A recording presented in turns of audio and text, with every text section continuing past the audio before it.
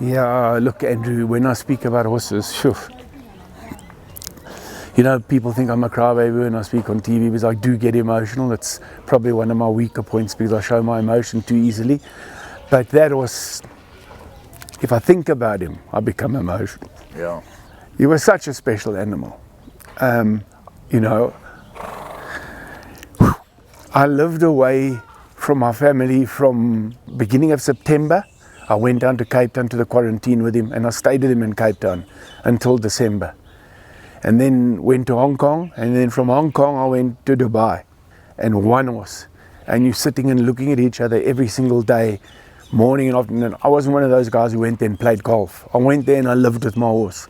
I stayed at the stables. I got there at 4 o'clock in the morning, and it was like that permanently with him in Cape Town when he was standing in Eric's yard before we went to the quarantine, and then we went on to the quarantine. When we went to Hong Kong, I was with him permanently, and then in Dubai. National Currency quick to respond after a slightly flat-footed beginning. Over towards the inside, Fly West, and also going up is Noble Knight, Fort Danzig and Craig just behind the leaders with Judgment Day, but National Currency right from the word go has set off for the lead in the Stormbird Stakes. 400 to go now, National Currency by a length and a half. The Oppenheimer Silks of Craig are back in second. Noble Knight is in third. But as they come to the 200, it's National Currency being held together in front. Craig is flat to the boards to try and bridge the gap. National Currency is turning this into an absolute doddle. National Currency will win it. A great effort from Noble Knight in second. Craig was third, then Fort Danzig, and behind that was Domino Man. He's got to be the best 2-year-old in the country at the moment. He's a really special horse. Suntagonal in the all royal blue up the outside. National Currency with the blue cap, and racing between them is Gathering. Then there's a breakaway to Sarge, but Suntagonal as they come to the 300-meter marker. National Currency now starts to move up along his inside, and these two have got away as they come to the final 200. Suntagonal and National Currency's only being hand-ridden with 150 to go, and National Currency's been given the green light in. He's on his way. National Currency will come out here and win impressively. Sprinting away from the 1200-meter mark, National Currency slow for length or two as the gates opened. Over towards the centre, the course, Trance, one of the first to respond. Sarge, Warlord, City Edition, National Currency at the back of the field towards the outside, 5 lengths off them. Bold Classics towards the inside behind runners. Settle down towards the 500, wide open affair, Trance, Noble Knight the first to come under pressure. Warlords moving in the centre of the course, Suntagonal on the outside. Find a point towards the inside, go you good thing go. They come down to the 300, National Currency starting to tighten up on the grandstand side. Trance the one to get to, Warlord, National Currency now starting to inhale them smartly on the outside, and National Currency now exploding into action. The horse with the movie star looks destroys them by 3. Racing from the 1000, National Currency never got a good one. He was a little bit slow out of the gate. So National Currency down to the 600-meter mark, Big Sky Country. Then Hail Superior, National Address, followed by Elm Attack behind those. On the inside, All Will Be Well, Heartbreaker, Golden Loom, 5 lengths off the leader, and West Cigar's got 6 to go. National Currency ripping away, 300 to go, gets about 3-4 lengths clear now. Waves of Argosy is on the chase, Hail Superior is in behind that, then Elm Attack. 150 to go. National Currency clear by 2 or 3 lengths, and he's still going far too strongly in the computer form sprint. He's way too good for them. In second placing will go the way of Waves of Argosy. So National Currency, Anthony Delpeche and Michael Azzie have captured the computer form sprint. At attention, here they come from the 1200-meter mark. Sevillano a bit sluggish out of those gates. Loretta Gold began swiftly, and National Currency with plenty of speeds there. National Currency still travelling hard against the steel at the 400-meter mark. And National Currency now being sent about his business. He's 2 or 3 lengths in front.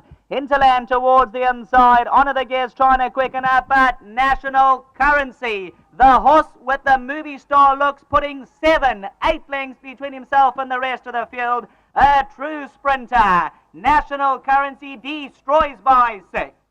Onto the gear second, in Black Skimmer, Hinterland further back, but no chance with National Currency. And people don't understand. They say, yeah, he runs second to Silent Witness.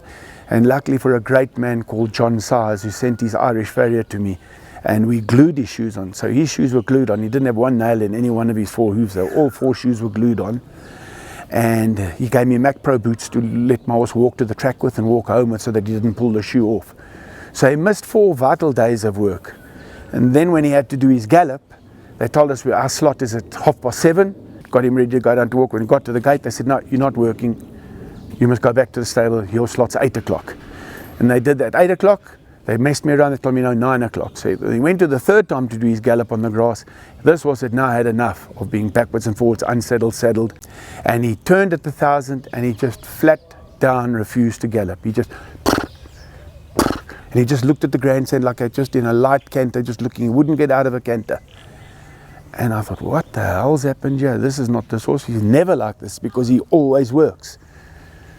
I then panicked a bit, and the next day I took him onto the track, and I never ever allowed a jockey to work my horse with a stick, him. They were never allowed to ride him with a whip. And that day, I tossed the whip to Washong and I said, you turn him in at the 400 on that black track there. I haven't come from South Africa to make a fool of myself here. This horse must get his act together. There's never been a time clocked like that over the 400. I can't quite remember the time. Photographers, their cameras and everything were flashing and going mad. And they said, who's this horse? Who's this horse? Wow, wow. This is National Currency. It's a great horse. That gallop was all wrong yesterday. This is the horse that you're going to see on Saturday.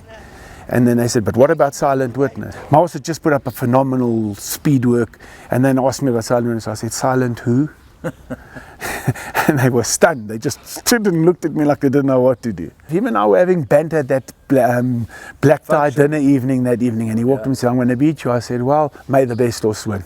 National Currency lands right there, All Thrills 2 with him. Into the night has landed very close, one off the lead. It's National Currency in front. Silent Witness digs in. Firebolt comes on. Cape of Good Hope staying hard. South Africa, here they roar, but the best in the world runs to him, goes by him. Silent Witness draws a length in front of National Currency. Silent Witness, what a champion, wins at a length to National Currency. 3rd, Cape of Good Hope, Firebolt. Next in came Acclamation, who was meant. But when Washong got off my horse, he said, Mr. Az, if this horse didn't miss his work, we win. He said, because Felix was already starting to niggle when I was still sitting. Yes. And he said, when I sent him, I went past him and I was clear of him. In the last 50, his head came up because of the work he'd missed. Yeah. I know it's very hard to sum up, 40 years of training or 50 years of training. But I've got that video footage of Sheikh Mohammed looking at National Currency. That must have been an absolutely awe-inspiring experience. You have highs and you have lows. And I've had many, many lows. But my highs that I've had have been extremely high, and I've thoroughly enjoyed them. I will always say that National Currency took me to places there where I would never ever would have gone had it not been for him. He took me to Hong Kong to train and race there. He took me to Dubai, and we absolutely obliterated that field. As you said earlier, Sheikh Mohammed came to the winner's enclosure, he looked at the horse and he wanted that horse. They actually made an offer to buy him, and Mr. Beck said no, he's not for sale. National Currency is the leader. The South African champ is 3 lengths in front and pulling away. National Currency 4 lengths in front at the 200 metres mark. Persuasive Fit second, then Taliyar and Conceal. But here is the real deal. National Currency in front with 70 metres left to go. He's sliding to the line, the easiest of winners. So, as Mr. Beck had just bought the partners out 2-3 weeks prior, so I can understand why he didn't want to sell it. It summarizes the whole essence of buying a horse. Sometimes you just take the offer because sometimes it's bad luck not to take the offer. Absolutely. I hate it when people make these huge offers on my horses, because invariably if you refuse them, things go pear-shaped. The horse doesn't win another race, or something gets wrong with him, or he gets hurt. And over the years, Tassa Christoforou for one is one that's made a lot of money that way. Stratos he sold, Trust Antonio sold, Mokajava he sold, Mochaccino he sold, National Currency he sold. So yeah, he sold them and he made money with them. And he's a great school friend as well. He was my junior in school. I used to look after him in school. And now, him as a man now, he's looking after me. He's buying me horses. And we're great friends. And he loves my family. We're family friends as well as business friends.